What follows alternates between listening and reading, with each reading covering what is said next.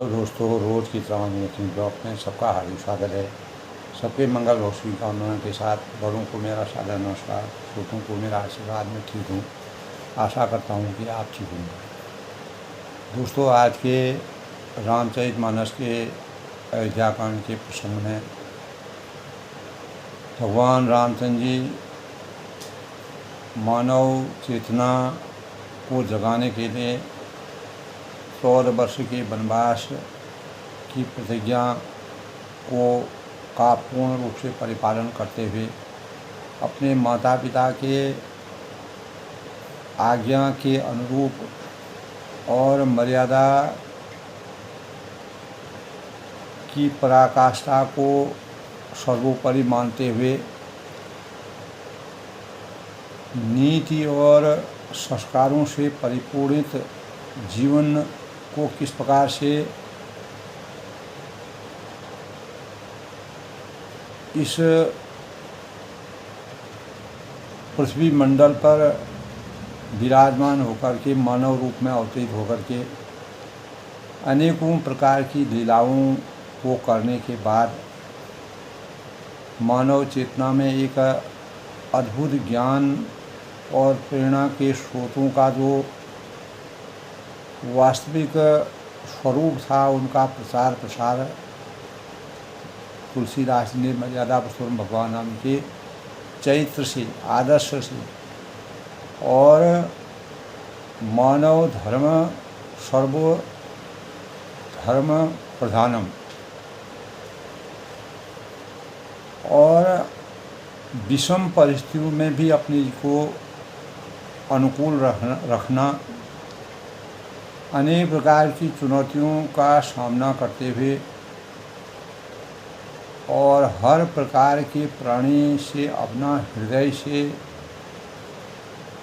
उनका मान सम्मान करना और किस प्रकार मानव से प्रीति करके सब कुछ सामर्थ्य प्राप्त कर सकता है, इन अद्भुत गुणों का वर्णन तुलसीदास ने भगवान राम जी के आदर्श चरित्र से हमारे जीवन के लिए एक वरदान के स्वरूप में रामचरितमानस में दर्शाने का प्रयास किया है। दोस्तों, यद्यपि भगवान रामचंद्र जी के वास्तविक साकार दर्शन से भगवान राम जब 14 वर्ष के वनवास के दौरान वन में गए, अंत में उन्होंने तपस्वी नदी के किनारे पर चित्रकूट के घाट पर धनुष के आकार का जो अप्रतिम स्वरूप था, उस जगह पर अपनी पर्णकुटी बना करके मानव यानी सन्यासी वेश में अपनी जीवन लीला को 14 वर्ष तक अत्याचार, अनाचार, अहंकार और धर्म की रक्षा और अधर्म का हमेशा के लिए अधर्म का समूल नष्ट करने के लिए उन्होंने प्रतिज्ञा ली थी कि इस धरती पर जब तक अधर्मी लोग, अत्याचारी लोगों का अंत नहीं होगा, तब तक मैं वन में रहूँगा। और जब यह धरती पूर्ण राक्षसों के अभिशाप से, राक्षसों के अत्याचार से पूर्ण रूप से समर्थवान नहीं हो जाएगी, तब तक मैं त्याग और पराकाष्ठा से मानव धर्म की रक्षा करने में पूर्ण समर्थवान है। अनेकों प्रकार के राक्षसों से संपर्क, राक्षसों से प्रतिशोध करते हुए भगवान ने अपार लीलाएं रची और उन्हीं लीलाओं के परिणाम स्वरूप मानव चेतना को जगाने का प्रयास किया। और भगवान राम जब अयोध्या से चित्रकूट तक पहुँचे तो उस बीच में अनेकों लोगों का कल्याण करते हुए और अनेक ऋषि मुनि, वाल्मीकि हैं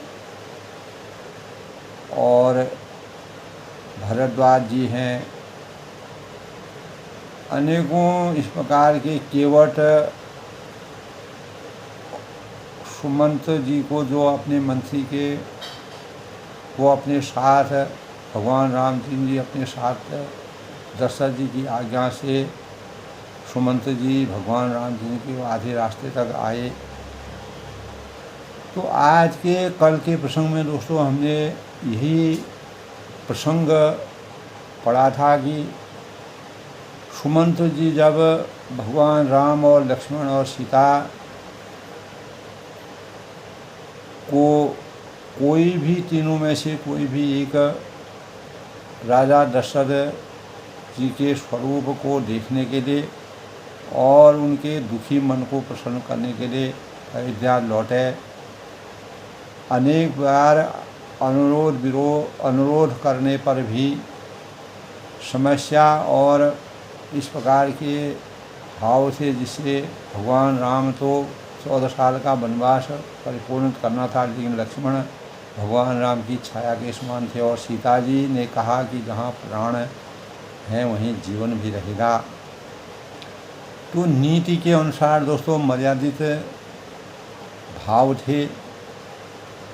तब सुमंत जी को जब अयोध्या में वापस जाना पड़ा तो रास्ते में जाते हुए अपने रथ को ले जाते हुए रथ में जो घोड़े थे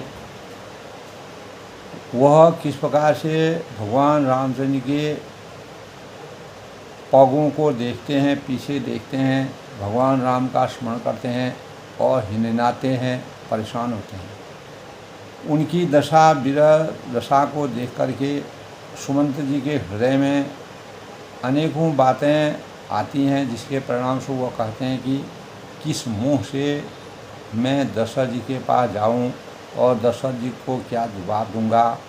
और मैं एक मंत्री होने के नाते यानी किसी को भी समझाने में असमर्थ रहा तो अपने को वह पूर्ण रूप से विवेकहीन मानते हैं।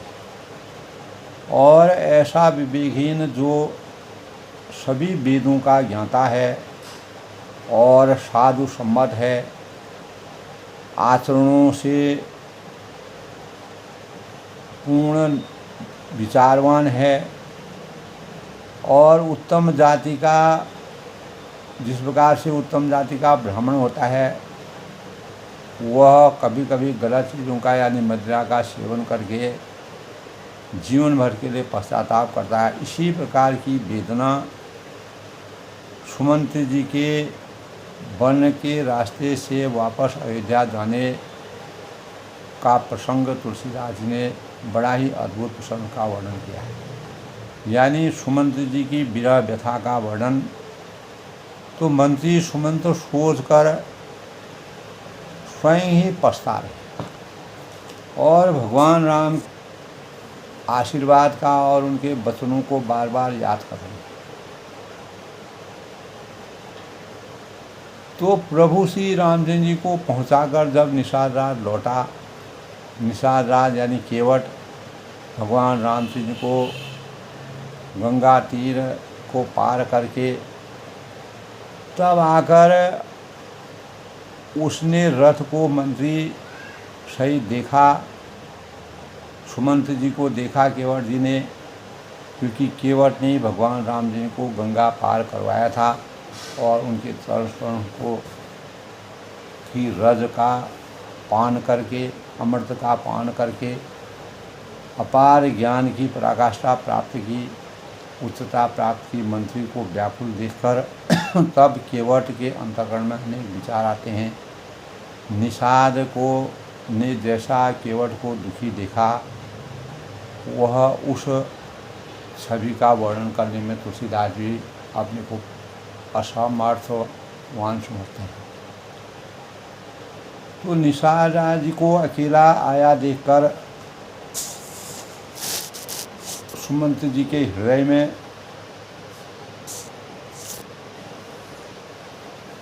सुमंत जी के अंतःकरण में अनेक प्रकार के भाव आते हैं। वो राम राम शब्द कहते हैं और लक्ष्मण हा राम हा लक्ष्मण हा सीता करके अपने को धिक्कार करते हैं। तो बहुत व्याकुल होकर धरती पर वह कभी गिर जाते हैं, अनेकों चीज़ें सोचते हैं।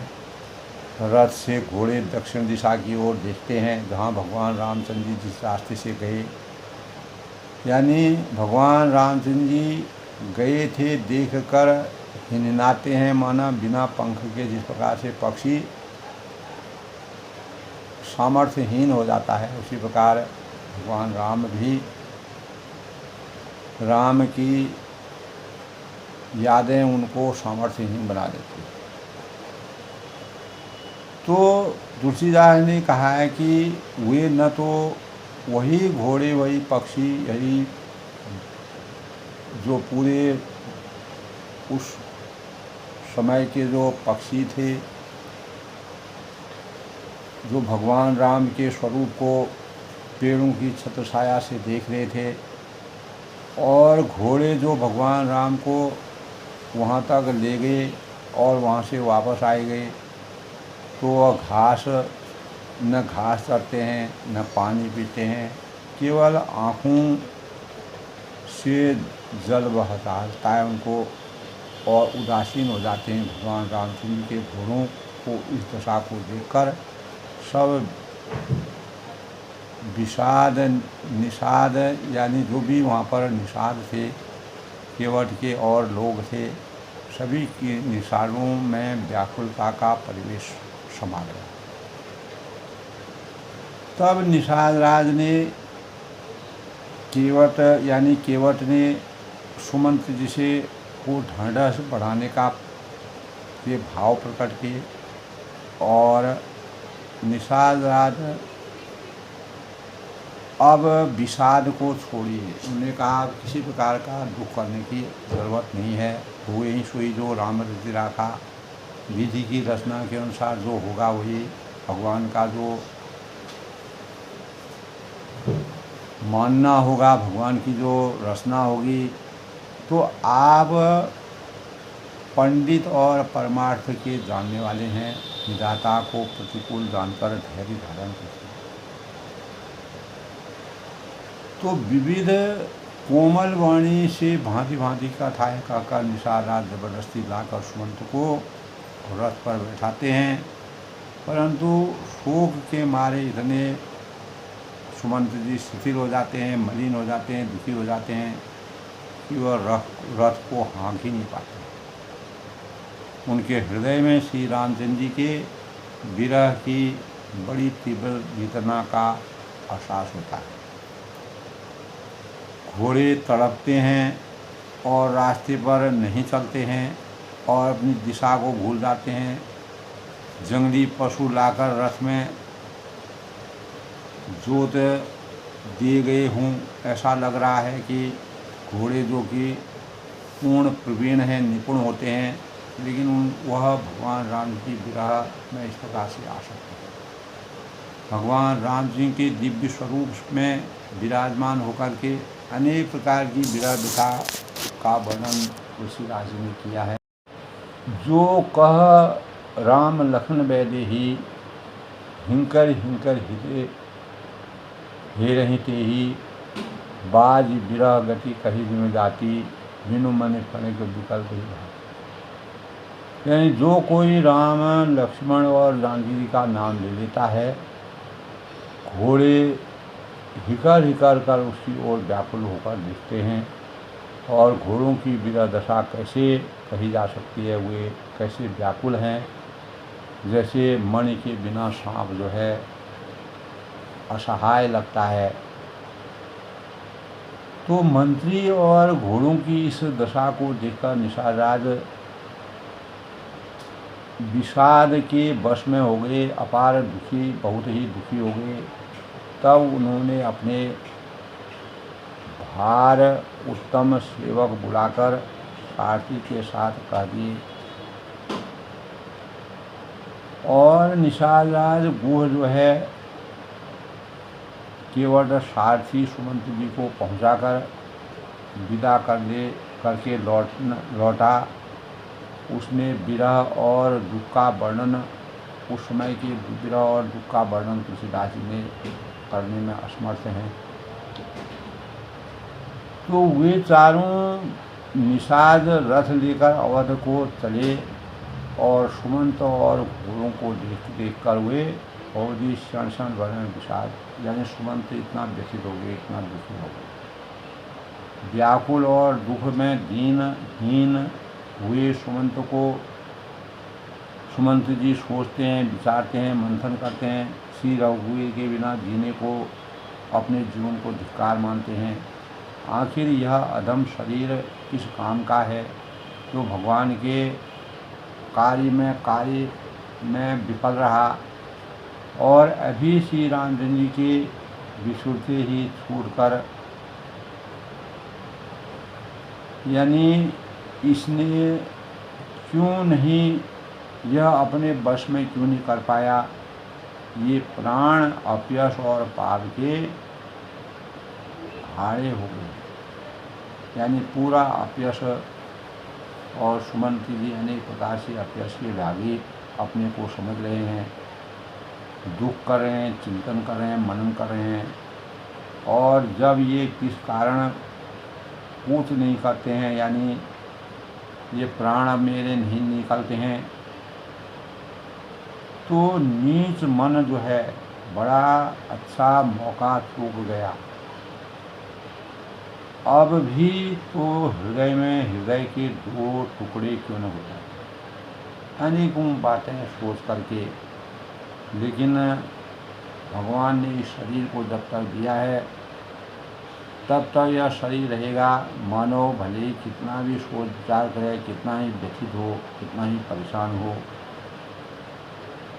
तो मीज हाथ सिर पुनि पछताई, मनो कृपन धनु राश लगाई, बिरज बांध बर वीरो कहाई, चलो समर्थ पर।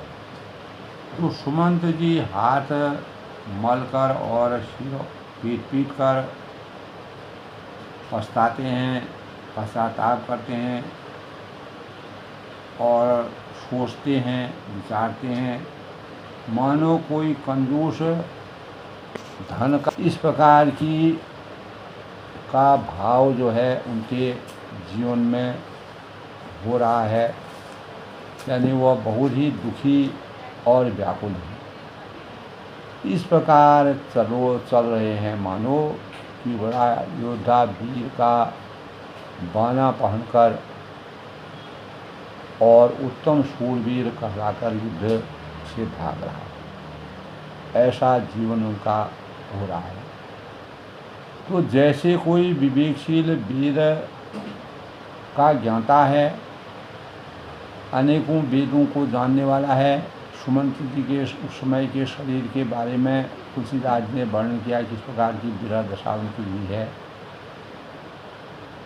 विवेकशील वेदों को जानने वाला और साधु सम्मत आचरणों को करने वाला, मानने वाला और हमेशा नीति के अनुसार रहने वाला, उत्तम कुल का ब्राह्मण धोखे से मदिरा पी गया हो, इस प्रकार का भाव, यानी सुमंत जी जो है बिल्कुल ही अपना ध्यान उनका विकेंद्रित हो गया है, भगवान राम के बिना वह व्याकुल हो गए हैं और तब वह पछताते हैं।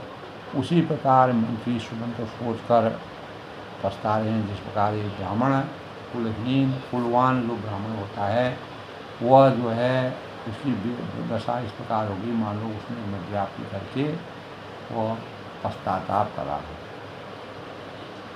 तो इस प्रकार दोस्तों कल के प्रसंग की ये बातें थी कि सुमंत जी भगवान राम को छोड़ करके जब वन से वापस आते हैं, अयोध्या के नज़दीक पहुंचते हैं, तो दशरथ जी को क्या जवाब देंगे, इन बातों से वह ज़्यादा परेशान होते हैं। भगवान राम की विरह व्यथा का वर्णन अपने अंतःकरण में सोचते हैं, अपार पश्चाताप करते हैं, दुखी होते हैं, लेकिन हुए ही सोई जो राम रचना का भगवान की जो रचना है उससे अधिक और कुछ नहीं हो सकता है। तो ये कल का प्रसंग था। आज के प्रसंग से पहले दोस्तों आज के सुपंचांग की समीक्षा करते हैं। तो आज दोस्तों आज जो है 11 जून 2025 ज्येष्ठ मास के शुक्ल पक्ष की पूर्णिमा तिथि है। पूर्णिमा तिथि यानी दिन बुधवार का दिन है। विक्रम संवत 2082 संवत 1947 सिद्धार्थी नाम संवत्सर सूर्य उत्तरायण में ग्रीष्म ऋतु। आज पूर्णिमा का दिन पूर्ण चंद्र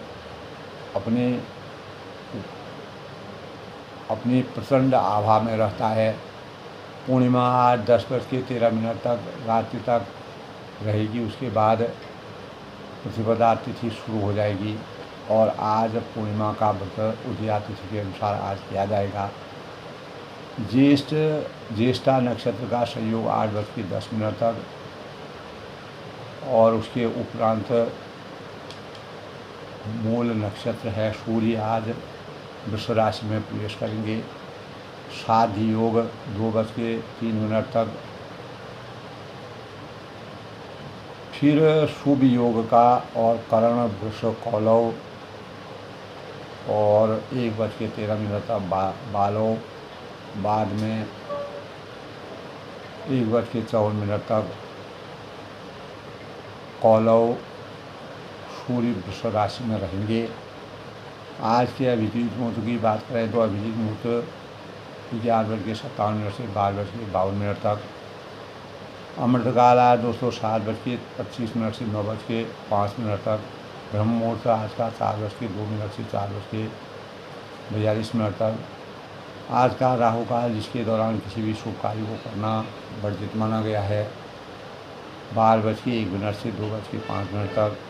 सूर्य आज 5:44 उदय होंगे और सूर्य अस्त 7:08। इस प्रकार आज के शुभ पंचांग के भावों की समीक्षा है। तो आज बुधवार का दिन है। बुधवार के दिन भगवान गणेश जी और बुध देवता को समर्पित यह दिन होता है।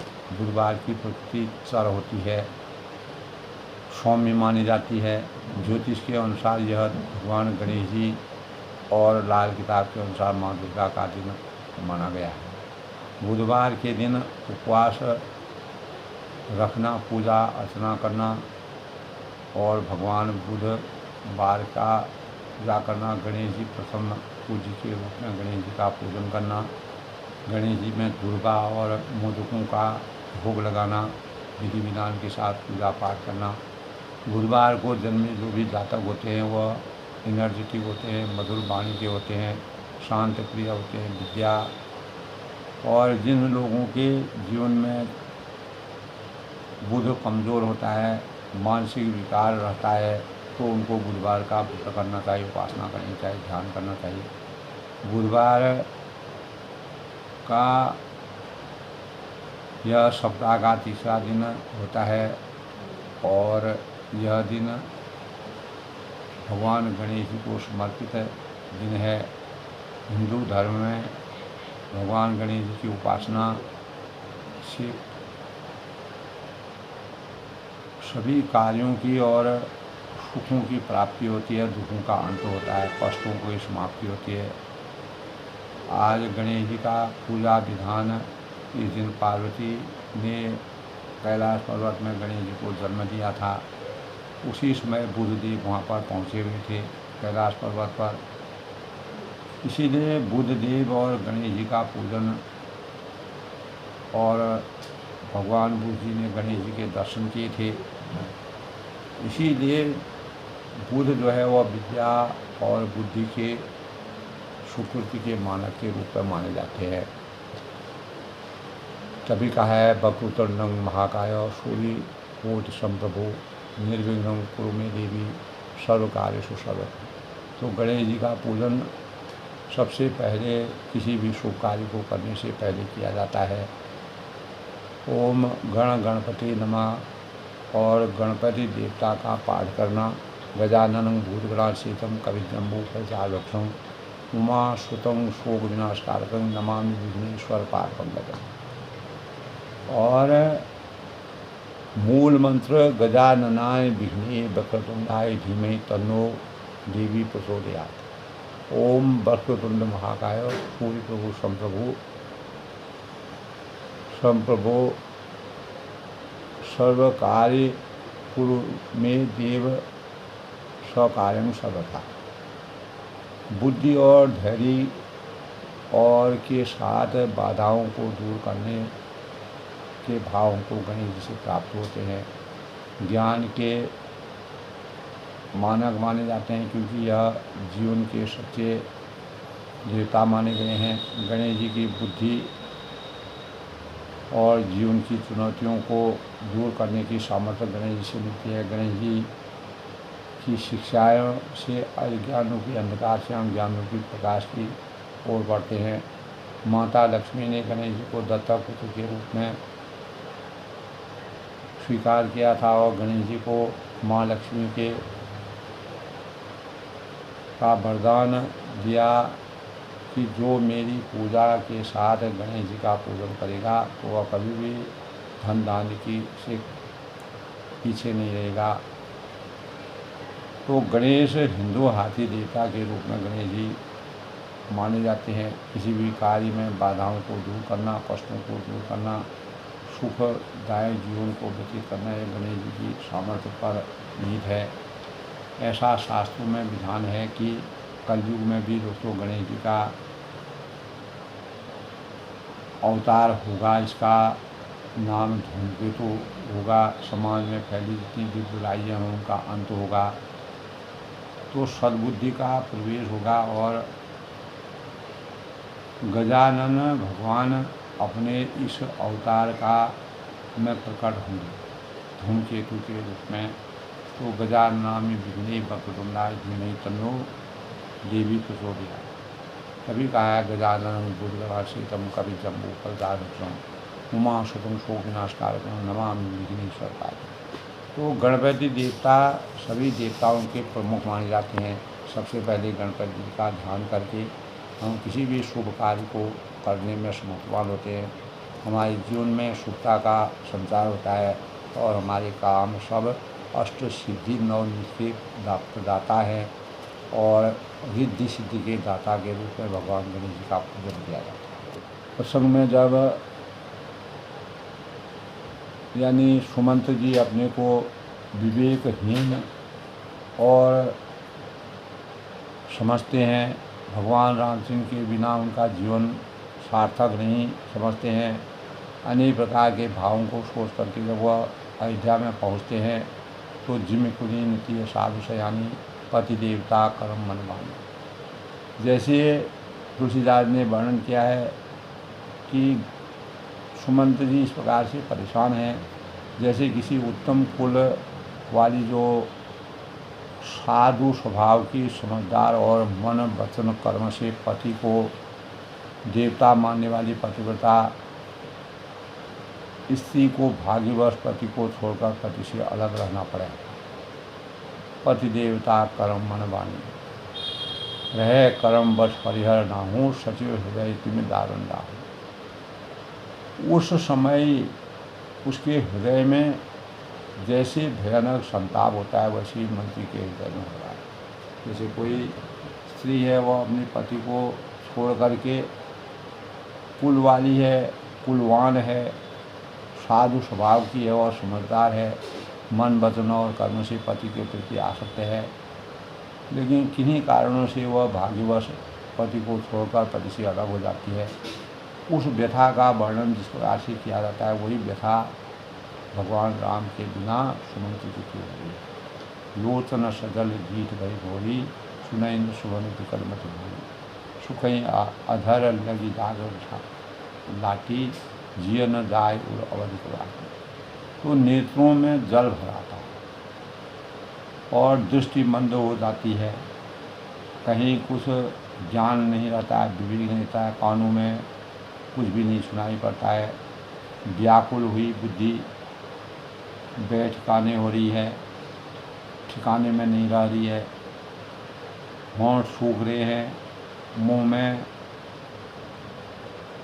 यानी मुंह जो है शब्द सही ढंग से नहीं निकल रहे हैं और मृत्यु के लक्षण जैसे उनको प्रतीत हो रहे हैं कि मैं किस मुंह से अयोध्या में जाऊं और दशरथ जी को अपना मुँह दिखाऊं, प्राण नहीं निकलते हैं।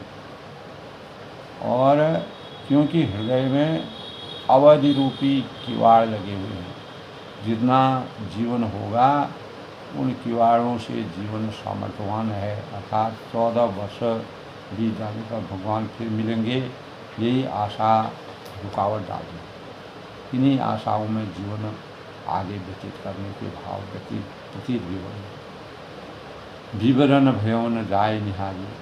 और सुमंत ने सुख का जो मुख का रंग बदल गया है, महर्षि मनु पिता महतारी, जो देखा नहीं जाता है इस प्रकार का उनका शरीर हो गया है, ऐसा मालूम होता है कि मानो उन्होंने माता पिता को मार डाला है। माता पिता को अगर कोई इस प्रकार से मार डालता है तो वह जीवन भर हमेशा के लिए पछताता है। वही बुरा दशा भगवान राम के बिना सुमंत जी की हो गई है। हानि गलानि विपुल मन डाली, और उनके मन में राम वियोग रूपी हानि की महान पीड़ा छा गई है।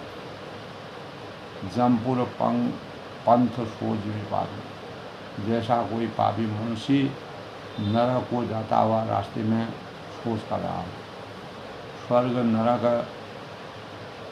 तो नरक में जाने के लिए अनेक प्रकार के पापों के कुंड को ले जाकर के नरक में आदमी जाता है। तो ऐसी अभिभूति, मैंने क्या पाप कर दिया, क्या गलत कार्य कर दिया, भगवान रामचंद्र को चले गया और मुझे वापस आना पड़ा। वतन न आओ हृदय पछताई, हृदय में इस प्रकार से पछतावा होता है, उनके मुँह से कोई भी वचन नहीं निकलता है। अवध का हमें देख रहा है और हृदय में पछताते हैं कि मैं अयोध्या में आकर क्या देखूँगा, क्या सुनूँगा, क्या कहूँगा, कैसे अपना मुँह ले जाऊँगा। राम रहित रथ देखेंगे। अगर सारे लोग अयोध्या के लोग रथ को बिना राम और लक्ष्मण के देखेंगे, सीता के देखेंगे, तो मुझे देखने में संकोच करेंगे, अर्थात मेरा मुँह नहीं देखना चाहेंगे। भगवान राम के बिना मेरा मुँह निस्सार है, निरर्थक है, यानी अस्तित्वहीन है, मेरा कोई भी अस्तित्व नहीं रह जाएगा। थाय पूछे ही मोहित जबौ विकल नगर नरनाय। अनेक प्रकार के जो वास्तविक भाव होते हैं उनको लोग पूछेंगे तो मैं क्या उत्तर दूंगा। तुलसीदास ने बड़ा ही हृदय स्पर्शी वर्णन किया है कि नगर के सब लोग व्याकुल होकर मुझसे पूछेंगे कि भगवान राम कहाँ है। दौड़ दौड़ करके मेरी प्रतीक्षा करेंगे, मुझसे पूछेंगे। और उत्तर देव में सबई तब हृदय वज्र पे छाल, तो मैं अब तब मैं हृदय पर वज्र रख करके, यानी अपने हृदय को पत्थर सा बना करके सबको उत्तर दूँगा। पूछें दीन दुखित सब माता, कहव का अनुमति नहीं विधाता। तब दीन दुखी सब माताएं मेरे से पूछेंगी जो राम के वियोग में, राम लक्ष्मण और सीता जी के वियोग में व्यतीत हैं, तो कहब कहा मैं तिन्हें विधाता। तब मैं विधाता भगवान से कहते हैं कि मैं उन्हें क्या कहूँगा, किस भाव से मैं अपना स्वरूप प्रकट करूँगा। पूछें जबहीं दखन महतारी, और लक्ष्मण जी की माता यानी सुमित्रा जी जब मुझसे पूछेंगी तो मैं उन्हें कौन सा जवाब दूँगा, सुखदायी संदेश कहूँगा। राम जननी जब आई धाई, भगवान रामचंद्र की माता कौशल्या जी जब मेरे पास दौड़ दौड़ के आएंगी, सुमेरी बच्चू जिमी हेतु लवाई, जैसे नई ब्याई हुई बछड़े की याद करके गाय जो है करोड़ों गायों के बीच, बसों के बीच में भी अपने बछड़े को पहचान जाते, उस प्रकार वो आएंगी। पूछत उत्तर देव में ते ही, तब उनके पूछने पर मैं उन्हें क्या उत्तर दूंगा। ये बनो राम लखन वैदे ही, और श्री राम लक्ष्मण सीता वन में चले गए, मैं कैसे कहूँगा। अनेकों भाव, अनेकों रचनाएँ, अनेकों प्रकार के विचार सुमंत जी के हृदय में विराजते हैं। जो ही पूछेंगे उत्तर देगा, जो भी पूछेगा उसे मैं उत्तर देना मुझे पड़ेगा। जाय अवध अब यह दुख लेवा, और मैं असहाय हूँ अयोध्या जाकर था, मुझे यही सुख लेना है। और जब पूछें जबहीं राव दुख दीना, दुख से दीन महाराज जिनका जीवन श्री रघुनाथ जी के दर्शन में के अधीन है, मुझसे पूछेंगे कि राम कहाँ है, लक्ष्मण कहाँ है, सीता कहाँ है, और किस दशा में है, देवों उतर कौन मुँह लाई। तब मैं कौन सा मुँह लेकर वहाँ जाऊँगा और उनको क्या उत्तर दूँगा। आया हूँ कुशल कठोर पहुँचाई, कुंवर पहुँचाई, और राजकुमारों को कुशल पूरा पहुँचा आया हूँ, यह मैं मुझे कहना पड़ेगा। सुनर लखन सिया राम संदेशु, लक्ष्मण सीता और श्री राम का समाचार सुनते ही महाराज तन जिमि तन परे हो नरेशु, महाराज तिनके तीतर शरीर को त्याग देंगे, ऐसा मुझे विश्वास है। तो मेरे लिए क्या भाव है, मैं कैसे भगवान के स्वरूप का वहाँ पर वर्णन करूँगा। मेरे अंतःकरण में अपार दुख की अनुभूति हो रही है। हृदय न विदरऊँ पंकज में। तब सुमंत जी अपने अंतःकरण में अनेकों बातों को सोचते हुए तुलसीदास ने जिस प्रकार का वैचारिक वर्णन किया है, अंतःकरण के वेदना का जो वर्णन किया है, हृदय न विदरऊँ पंकज में, प्रियतम श्री रामचंद्र के रूपी जल के बिछड़ते ही मेरा हृदय कीचड़ की तरह फट नहीं गया। बिछुड़ का प्रीतम की जिस प्रकार कीचड़ फट जाता है, उसी प्रकार मेरा हृदय भी फट जाना चाहिए भगवान राम जी के बिना। जानत हूँ मोरी दीन विधि यहू के आज्ञा सनी। और इससे मैं जानता हूँ कि विधाता ने मुझे, भगवान ने मुझे यह यातना करने की शरीर को धारण करवाया है। मैंने इस योनि में जन्म लिया है और यह शरीर मैंने पंच तत्व या अधम शरीरा जो पापी जीवों को नरक भोगने के लिए मिलता है, जिनको संसार में अनेकों पाप करने पड़ते हैं, उनको इस तरह का जीवन मिलता है। तो यद्यपि सुमंत जी का किसी प्रकार का कोई दोष नहीं था, उन्होंने अपने कर्तव्यों का निर्वहन किया, जो कार्य उनको सौंपा गया था उन्होंने किया। लेकिन विधि की रचना के अनुसार, भगवान रामचंद्र की आज्ञा के अनुसार, दशरथ जी की आज्ञा के अनुसार उन्होंने अपने कर्म, अपने धर्म और अपने द्वारा किए गए कर्तव्यों का पूरा अनुपालन किया, उनके आश्वास। लेकिन फिर भी भगवान राम के बिना पश्चाताप उनको होता है। भगवान राम 14 वर्ष का वनवास की प्रकार से वन का वातावरण बड़ा ही दुरूह होता है, कठिन होता है, चुनौतियों से भरा होता है।